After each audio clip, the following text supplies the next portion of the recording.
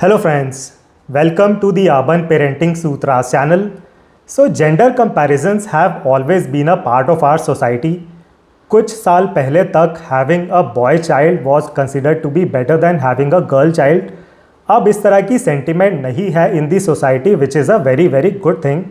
However, gender comparisons still exist in the society. And as a parent आप अलग अलग जगह इस तरह की gender comparisons के बारे में सुनेंगे. फॉर एग्ज़ाम्पल जब CBSE के रिज़ल्ट्स बाहर आते हैं तो बोला जाता है कि लड़कियों ने लड़कों को हरा दिया, लड़कियों ने लड़कों को रौंद दिया। ऑन दी अदर हैंड जब IIT के रिज़ल्ट्स बाहर आते हैं तो नैरेटिव ये बोला जाता है कि लड़कों ने लड़कियों को हरा दिया। तो एज अ पेरेंट आपको इस तरह की जेंडर कंपैरिजंस बहुत जगह सुनने को मिलेंगी एंड पेरेंट्स का भी एक ये बहुत बड़ा कंसर्न रहता है।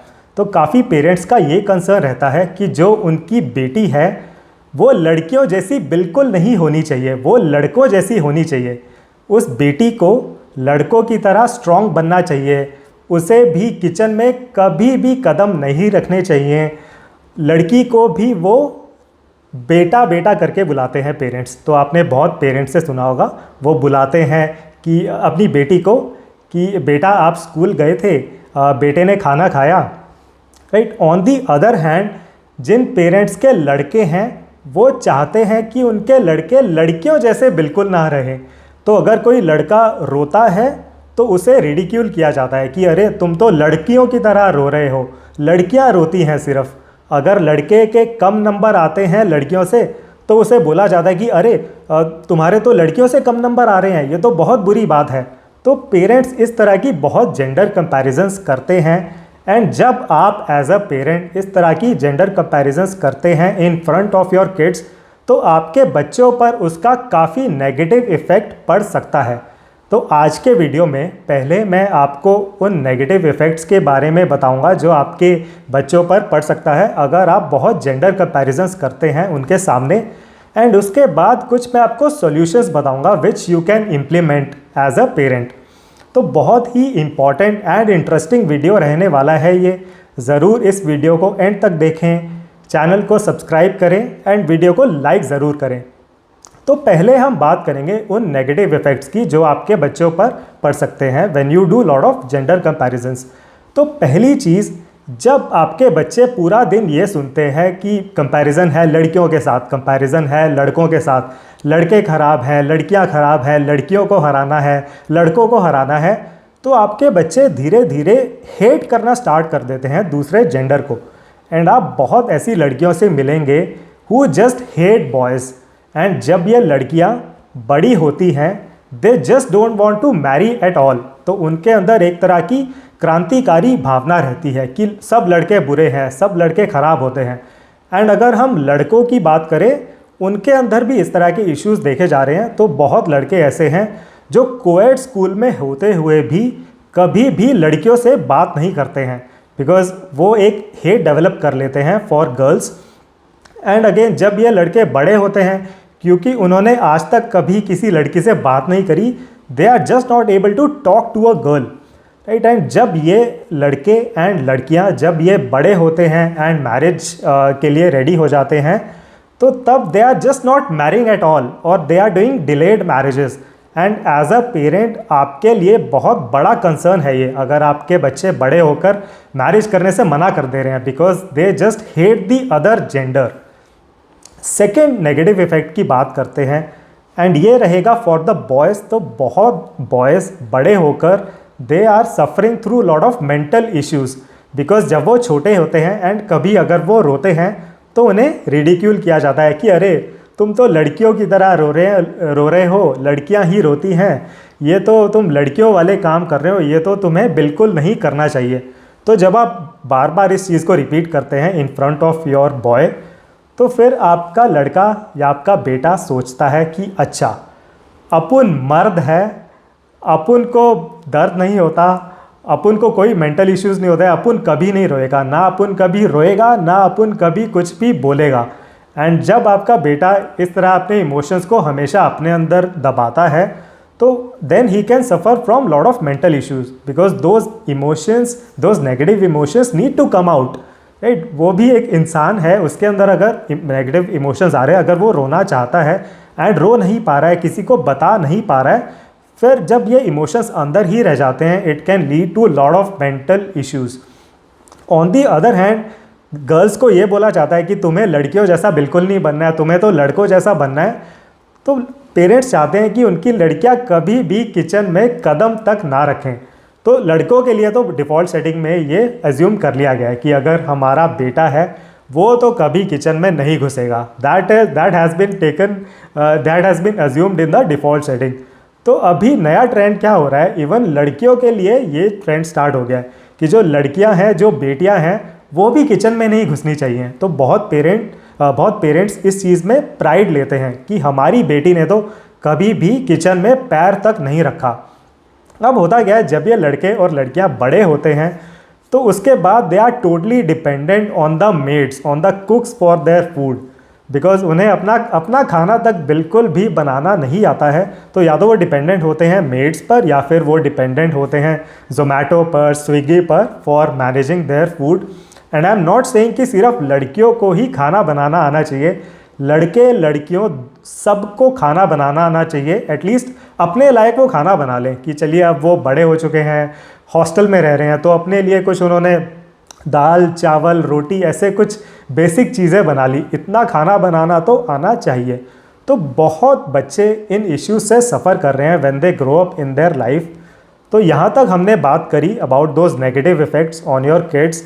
अब आगे मैं आपको बताना चाहूँगा कुछ solutions which you can implement as a parent, ताकि आपके बच्चों की लाइफ में इस तरह के इश्यूज ना आए।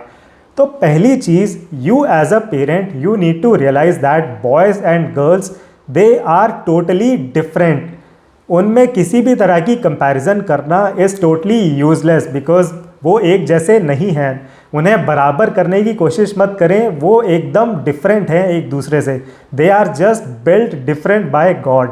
तो अगर आप देखें, अगर उनकी आप ग्रोथ साइकिल्स भी देखें तो टोटली डिफरेंट होती हैं। शुरू की एजेस में लड़कियां ज़्यादा जल्दी ग्रो करती हैं, अब उसके बाद थोड़े बड़े होने के बाद बॉयज़ की ग्रोथ ज़्यादा जल्दी होती है।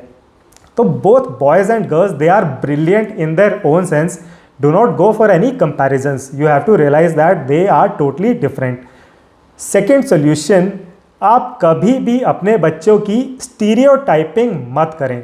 तो बहुत पेरेंट्स इस तरह की स्टीरियोटाइपिंग करते हैं। तो अगर मैं एक एग्जांपल आपको दूं तो लड़कियों को ये बोला जाता है कि अच्छा लड़कियां तो पेरेंट्स का ज़्यादा ख्याल रखती हैं, राइट। एंड जब आप इस तरह की चीज़ रिपीट करते रहते हैं बार बार तो आपके बच्चों की फिर मेंटल कंडीशनिंग इस तरह की हो जाती है। तो आपकी जो बेटी है, जो बचपन से ये सुनती आ रही है कि अच्छा लड़कियां तो पेरेंट्स की ज़्यादा सेवा करती हैं, लड़कियां पेरेंट्स का ज़्यादा ख्याल रखती हैं, तो उसके दिमाग में ये चीज़ बार बार रिपीट होती रहती है एंड वही चीज़ उसकी रियलिटी बन जाती है।